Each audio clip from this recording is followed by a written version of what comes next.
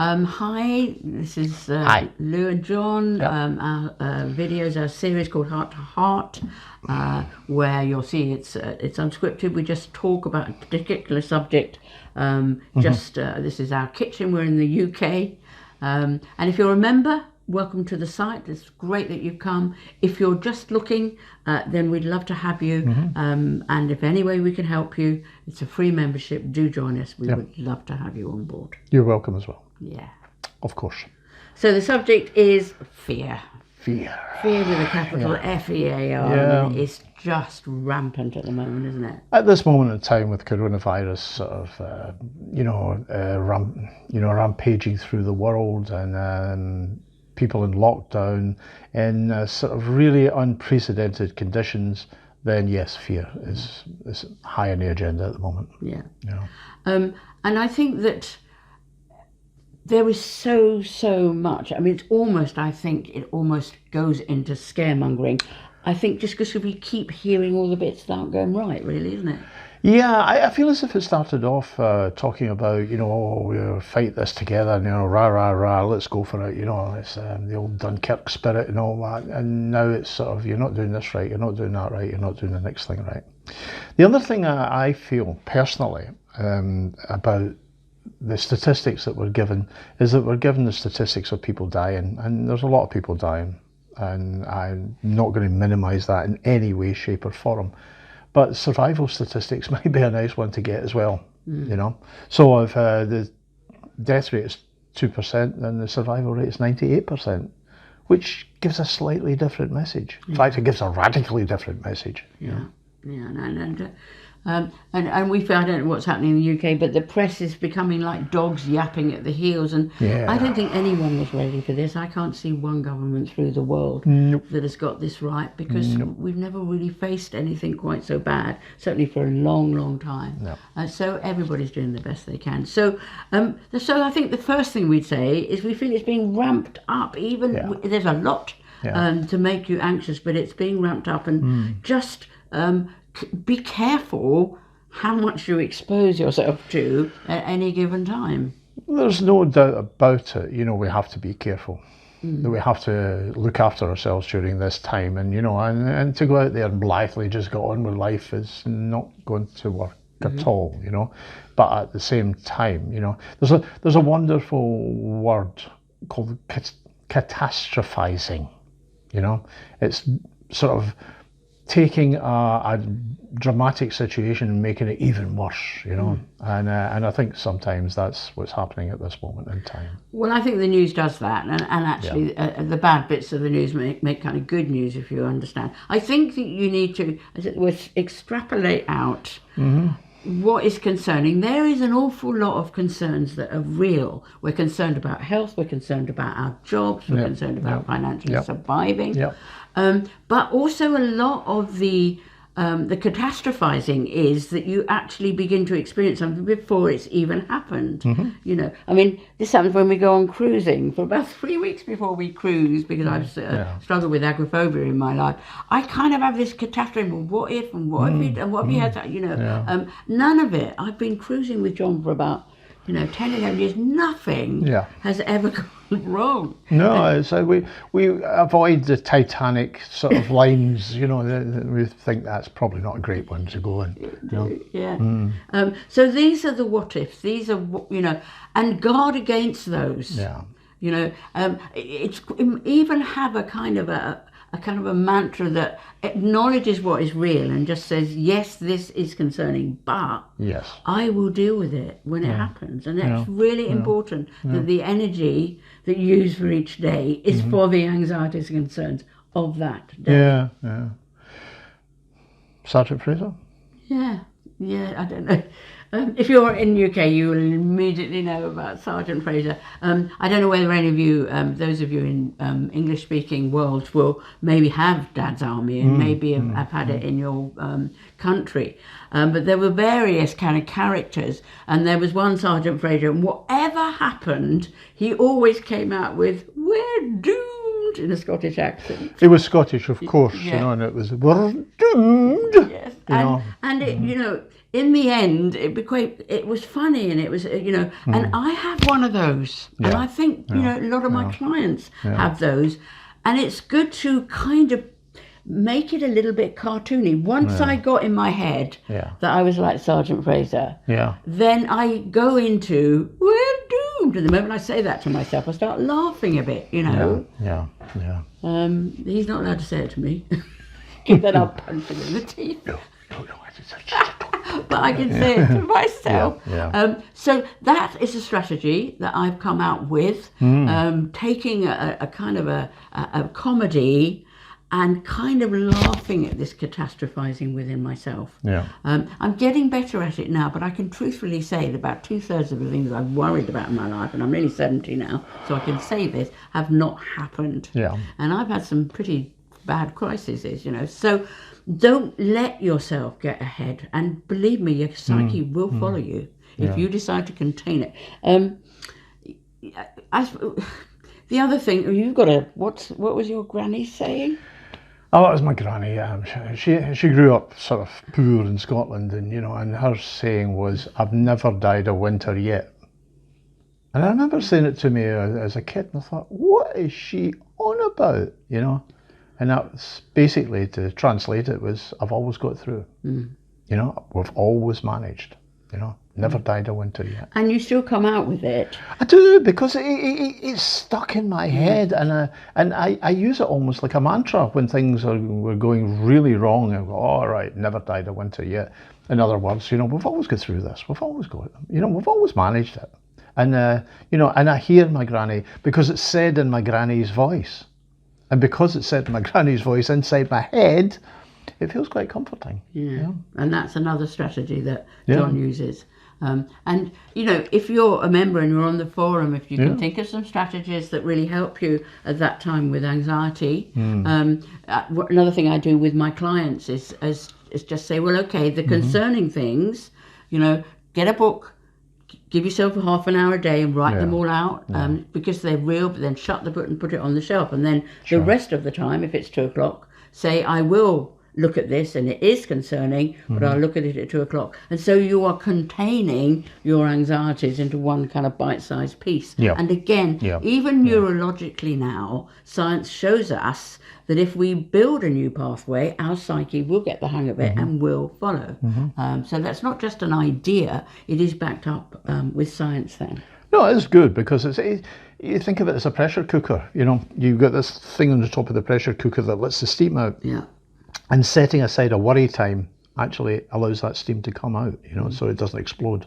And that's really what it's all about, But it's setting boundaries on the worry time. It doesn't sort of get bigger and bigger and bigger and bigger and bigger, and gets huge, You set the boundaries on it, say, okay, I'm having a worry time. Right, that's it, it's finished, right, on with life. And that's it works. And I think putting it on the shelf is quite a good kind of image of, I put this away. But at this time, particularly during lockdown, then there are added pressures. There's added pressures if you're a drinker, and there's added pressures if you're a family of a drinker. Because it's not just what's going on out there, it's also what's going on in here, and we recognise that. If we look at some of the statistics, then in terms of, things that are going on in the home, then, they're not great. They're not great at the moment, and that's because we're sort of crushed together in an atmosphere that doesn't allow too much release. So you have to build the release in somehow, And if your drinker, as is often the case, drinks because of stress, then drinking will increase. But they reckon in the UK that there's 20% increase on drinking. So even if you wouldn't call yourself a problem drinker, a lot of people are using drink to get through. And so, so I think alcohol is going to loom even more so in this time. If you're finding your drink is increasing, if you look at the previous blog, you'll see that there are tips there to reduce your drinking, and also some links to places that you can sort of look and see how your drinking is going. So it's, we know that it's increasing, but it's becoming aware of that and becoming ready to do something about it. That's what's important here. And, you know, John's really good. If he knows I'm really anxious about something, he will actually stop and he'll listen to what's going on. And if you've got someone who really loves you, like a family member, who will stop and listen to your worries, that really can help as well. Yeah. Come, if you're just looking at this for the first time, come to the website. You know, because you can share on the forum. We interact with you quite a lot. We never ever want people to struggle alone. It's an absolute passion of mine, because I spent 29 years with a drinker and I felt alone for most of it. So, you were a drinker. Yep. What would you say? You had really bad anxiety, didn't you, when you were drinking? A terrible anxiety. I used to drink to relieve some of that anxiety, some of that fear, because I used to have panic attacks, and they were terrible. You know, I mean, I'd run out of pubs because you know, and I couldn't really figure out what it was about. So I drank, and the fear went away. But when I woke up the next morning, it was sitting there on the pillow, and it had brought some of its friends. It was even worse. And then, of course, because I drank so much the day before, I couldn't actually remember some of the day before, so that brought fear in itself about, oh, what have I done? Who have I insulted? What have I, do you know what? Do you know, so it was pretty bad, because that's what happens with alcohol. Although it takes away the fear, it brings it back. But, you know, when it wears off, it comes back, but it comes back worse than it was the day before. And the day before, after, the next day, it's worse again and again and again and again and again. And that's not a theory. I'm telling you that from experience. You know, and then when I stopped drinking, I had all this fear. So one of the things to do is to build in ways of handling fear. Now, whether you're a drinker or whether you live with a drinker, is to handle that fear. You know, that it's one of the sayings is around is the worst time to have a lifeboat drill is when the ship is actually going down. You know, so you build it in beforehand. You know, fear isn't something that it can overcome you, but the thing is, it's, you know, you could do something about it. You have some power over it as long as you start to do positive things. You know, you recognize it. Things like relaxation. You know, relaxation tapes can actually be very useful. Nice music, relaxing music. I love sometimes just putting on some music, putting the feet up and just drifting off. You know, you know. Can I just say something? Just because I know that there may be some drinkers that are listening to this that have come to the site.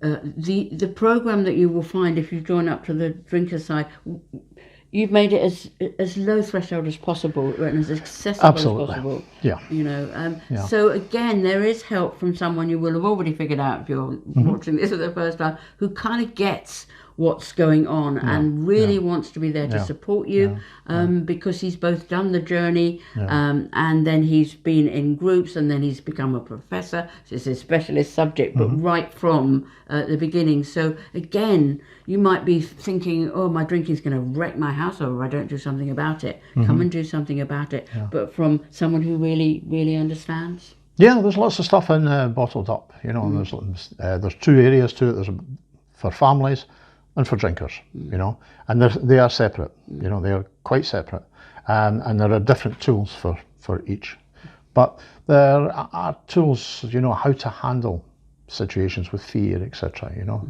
So, as I say, relaxation, one of the best ways of relaxing is exercise. Wee bit more difficult during lockdown, but still we're allowed out for exercise. Even if you exercise, you know, at home, it stimulates the natural endorphins, you know, which actually make you feel that bit better, which actually relieves some stress. So that's good. One of the things that I used to do, and it was because I was going to AA, is I used a thing called the Serenity Prayer. You know, we've talked about this before, which basically says, God grant me the serenity to accept the things I cannot change, courage to change the things I can, and for me, which was the most important, the wisdom to know the difference. And that helped me a lot at the time. Again, it gave me a feeling of having some control. I was just going to say, I think that when you're living with a drinker, the fear that you feel and the anxieties that you feel are real. They may not happen all the time, but I remember that I was always scared that my husband, who was a smoker, would actually burn the house down at night, you know. So some of the fear, this is not perceived fear we're talking about, particularly if you live with a drinker. Some of these realities do feel very real. And I think relaxation, exercise, I think planning, just being aware, like for example, you know, my husband used to cook with the chip pan, which used to worry me, but we got to oven chips in the end. Yes. He took his smoking out in the conservatory, and we kind of got used to him doing that. But I got a really big ashtray so that if it fell in, it would fall in the ashtray.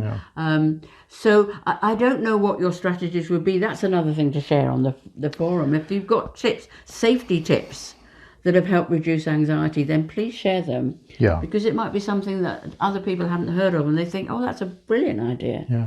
I mean, we have a tool inside, bottled up in the family section called Share, and it looks at all the different ways that the drinking is affecting you, and one of them is about safety, and there's lots of sort of prompts in there. So if you actually make a list of, you know, where you feel unsafe, and then start to do something about it.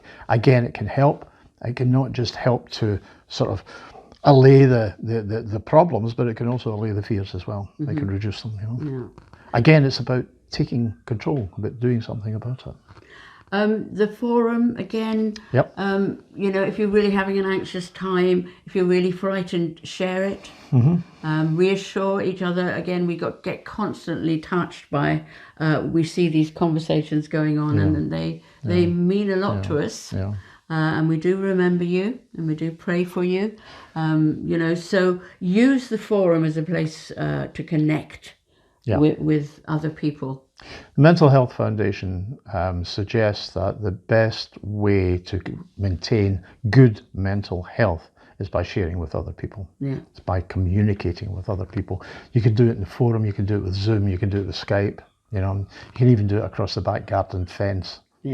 Whatever works for you. You know?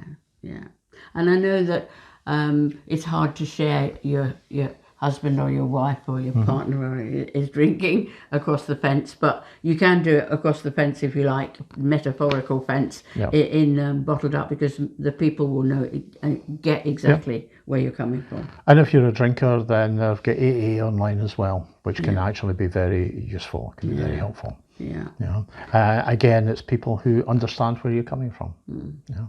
And that's what's important, you know. It's to, not only to be heard, but to feel as if you're being heard.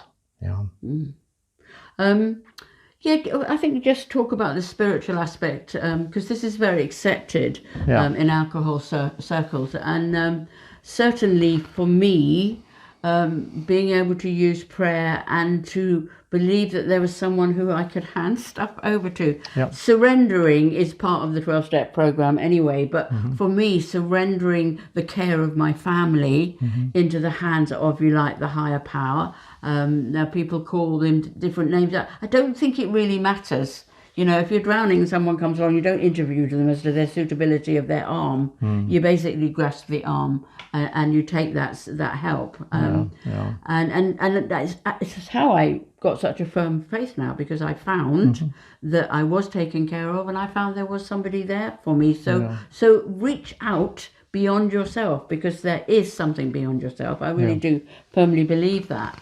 And many people in the alcohol kind of area have kind of, Bill Wilson was the founder of it, wasn't he? And he was. Him and Dr. Bob and Bill Wilson. And that was based on the fact that he had an experience outside. Well, he had an experience, and then Carl Jung said, you know, they should actually. Carl Jung was probably the most eminent psychologist of his time.